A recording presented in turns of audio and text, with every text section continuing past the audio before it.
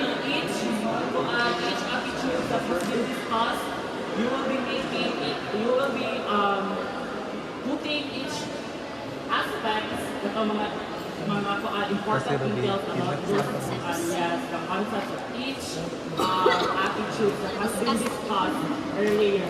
And then for letter A, we have assessment. After that, we'll be asking some of your classmates about the questions like what are your learnings, the importance of understanding these values and all. So after that, we will be having the last activity, which is youth-centered learning, wherein you are free to use any kinds or to make like portfolios, like infographics. Depende na sa inyo kung asa mo gusto or asa mo strength. Basta dito niyo ma-present the different pedagogical teaching methods that has been discussed also by our group.